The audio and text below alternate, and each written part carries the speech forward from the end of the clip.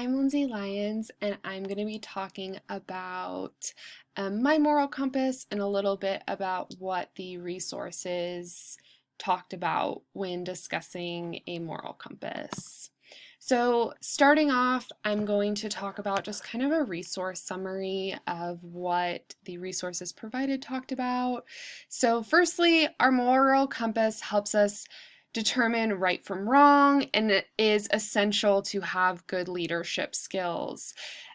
This resource kind of talked about not coming close to the line between right and wrong and really staying with your values and in every situation, and also mentioning how your personal life is not always your own once you become a leader.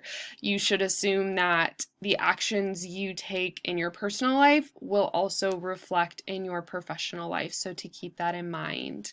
It's also important to know your values before you need to make decisions, and making sure that you're putting people first in the decision-making process. So this goes back to treating everyone equally and being honest and really knowing what you're willing to negotiate on and not negotiate on before you even have to make decisions, and being really set in your values for your moral compass. Also, it's important to be mindful of your emotions. When you're emotional and you're making decisions, sometimes you can falsely rationalize a poor decision, and avoiding poor decisions can be essential in leadership. And one way to avoid those poor decisions is approaching situations with empathy and thinking of the other people involved, and really going through your emotions and figuring out what the best decision is based on, also what logically would be correct. I also think that the resources discussed how it is beneficial when looking at your moral compass and making decisions to evaluate all the possible benefits and harms that your actions can lead to, and make sure that the decisions you're making are respectful and in the way that they're treating other people equally, and you're treating other people at any level equally, and reacting with kindness towards people. So, an important part of having a moral compass. And then I also wanted to mention, kind of as a summary of the resources, is that people's moral compasses may differ. Everybody's moral compass may not look identical, and some people don't want that uniformed idea of what is north or what is the correct moral conduct, because maybe that goes against their lifestyle choices, and various religions play roles in your moral compass, and sometimes differing religions have differing views. So people's moral compasses may look slightly different.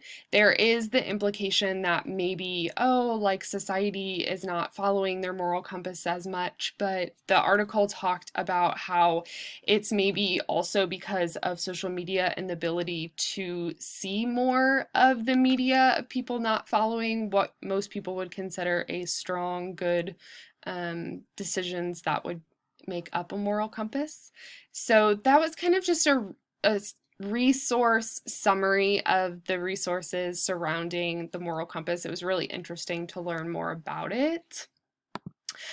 This is my visual representation of my moral compass. So I included pictures that I find really important in my values and my morals. And when I think of a moral compass, this is kind of the stuff that I would include in it. Starting up at the very top, the top right, I had a picture of a lion, and I think the lion for me represents being courageous and speaking up when things are not right or things are not just. So that is why I included that. I also included a picture of a cross. My faith does play a role in my moral compass. I am a Christian, so some of my morals definitely align with my final moral compass. I also included chess pieces. I like to approach situations with logic and really try to see the consequences of my decisions and how it's going to impact other people. So being very purposeful, just like you would be in chess.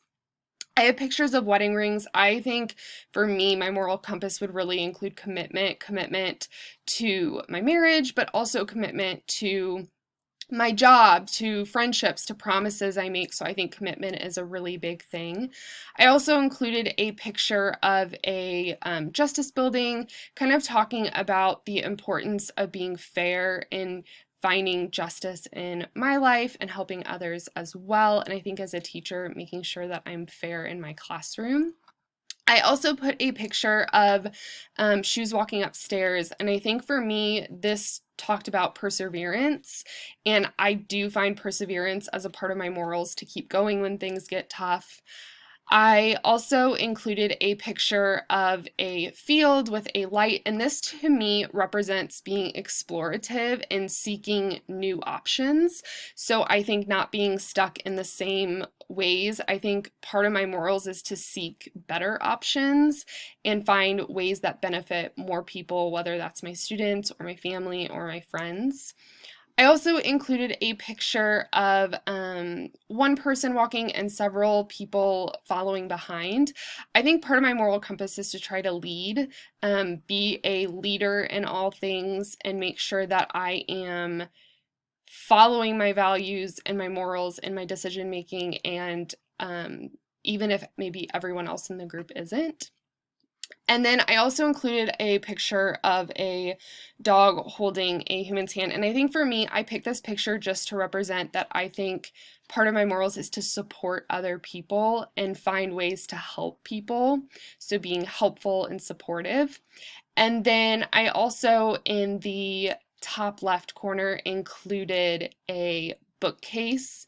And the reason I did this is I actually, surprisingly, after some self-reflection, think that being a continuous learner and lifelong learner would be something that I would consider in my morals, learning from my mistakes, learning new paths, new ways to do things. In the center of my compass, I included a picture of people holding hands, and that just kind of represents my family. I feel like I'm a pretty family first mentality when it comes to my morals and really supporting them. And then I also included a picture of an eye with a rainbow, and I think for me that just kind of hit home that I want to see people equally and find ways to be supportive of all people and all ideas. So this kind of is the visual representation of my compass. These are my references, and then lastly, how do they relate to the standards? So the resources provided increase my content knowledge of having a moral compass and its benefit by providing examples of that the best outcomes would be higher when you're following your values and following what is in your moral compass. This assignment was relevant, and it improved my understanding of a moral compass by explaining how sometimes we rationalize decisions that really violate our values and moral compass. It disagreed with my previous idea that not coming close to crossing the line of your values is something that should ever happen. I think sometimes certain situations make this necessary. And then this assignment agreed with my current understanding that various people have different moral compasses. And then reflecting on why doing this assignment was really valuable for me, especially as a leader in my leadership skills, is it actually made me reflect on what is in my moral compass, what are my values, maybe what's my non-negotiables, and it allows me to kind of keep this in mind as I make future decisions, and especially handling those tough decisions that in situations that a leader would have to make. So yeah, that's kind of the end of my moral compass. Thank you.